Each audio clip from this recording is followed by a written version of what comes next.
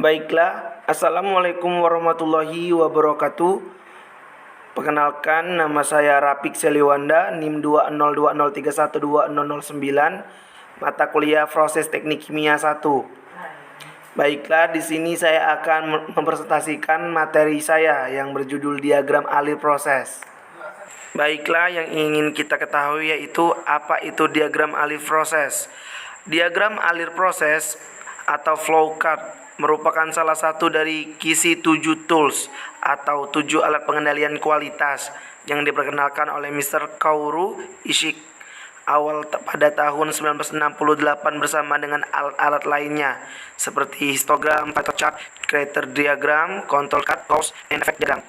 Flowchart atau diagram alir merupakan alat tool dasar dan mudah dipergunakan serta sangat bermanfaat bagi suatu perusahaan manufacturing dalam mengidentifikasikan proses operasionalnya, terutama untuk menjelaskan setiap langkah dalam menjalankan proses operasionalnya. Diagram proses kimia menunjukkan aliran proses kimia dalam suatu pabrik, digambarkan melalui BFD atau block flow diagram dan PFD atau process flow diagram. Block flow diagram ini menggambarkan kotak yang dihubungkan dengan ada input atau output. Blok tersebut mengandung informasi konversi dan rekonversi, tetapi tidak menyediakan data detail. Tapi proses flow diagram memberikan gambaran tahap dari BFD yang berisi sebuah informasi miliknya, dan BFD ini memiliki sejumlah data rekayasa yang diperlukan dalam desain proses kimia. Selanjutnya kita ke jenis-jenis flowchart atau diagram alir. Jenis-jenis dari diagram alir ini yang pertama yaitu bagan alir sistem atau sistem flowchart adalah sistem bagan yang menunjukkan arus pekerjaan secara keseluruhan dari sistem. Penjelasan urutan prosedur di dalam sistem yang dikerjakan. Yang kedua yaitu bagan alir dokumen atau dokumen flowchart. Dokumen flowchart yang sering disebut bagan alir formulir atau paperwork flowchart merupakan bagan alir yang menunjukkan arus dari laporan dan formulir termasuk tebusan-tebusannya. Yang ketiga yaitu bagan alir skematik atau schematic flowchart. Pengertiannya untuk menggambarkan prosedur di dalam sistem. Perbedaannya dengan menggunakan gambar-gambar agar untuk memudahkan komunikasi kepada orang yang kurang paham dengan simbol-simbol bagan alir. Yang keempat yaitu bagan alir program atau program flowchart. Istilahnya merupakan bagan menjelaskan secara rinci langkah-langkah dari proses program sistem. Bagan alir program terdapat dua macam, yaitu bagan alir logika program atau program logic flowchart dan bagan alir program komputer terinci atau detail computer program flowchart. Bagan alir logika program digunakan untuk menggambarkan tiap-tiap langkah di dalam program komputer secara logika. Bagan alat logika program ini dipersiapkan oleh analisis sistem. Bagan alir program komputer terinci atau detail komputer program flowchart digunakan untuk menggambarkan instruksi-instruksi program komputer secara terinci. Bagan alir ini dipersiapkan oleh pemrogram. Yang terakhir yaitu bagan alir proses atau proses flowchart. Proses flowchart prinsip dari bagan alir proses ini yang banyak digunakan di teknik industri.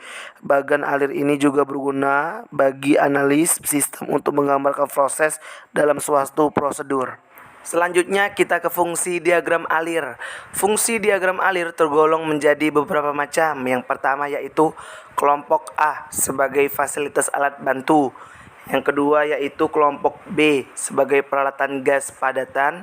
Yang ketiga kelompok C sebagai crusher mill grinder. Yang keempat kelompok D sebagai tangki proses atau proses vessel. Yang kelima kelompok E sebagai alat penukar panas. Yang keenam kelompok F sebagai alat penyimpan. Yang ketujuh kelompok G sebagai pemindah gas atau gas mover.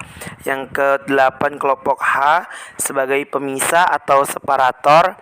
Yang ke-9 kelompok J sebagai kopeor. Yang ke-10 kelompok L sebagai pompa. Yang terakhir kelompok R sebagai reaktor. Baiklah, selanjutnya ke contoh diagram alir proses.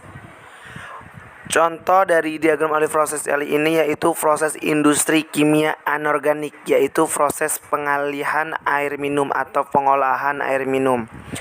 Secara umum, proses pengolahan air dibagi dalam 3 unit, yaitu yang pertama yaitu unit penampungan awal atau intak. Unit ini dikenal dengan istilah unit sadap air atau intake. Unit ini berfungsi sebagai tempat penampungan air dari sumber airnya.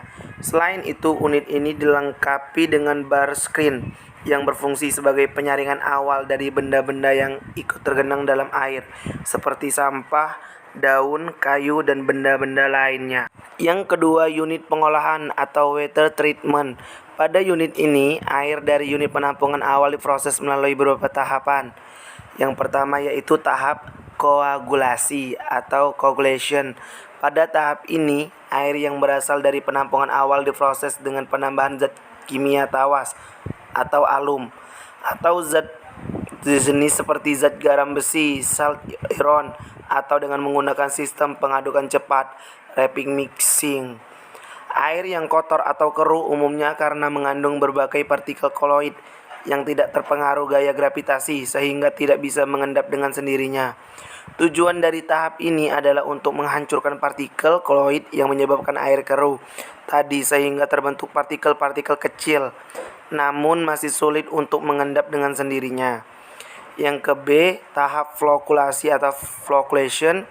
Proses flokulasi adalah proses penyisihan kekeruhan air dengan cara penggumpalan partikel untuk dijadikan partikel yang lebih besar atau partikel floc.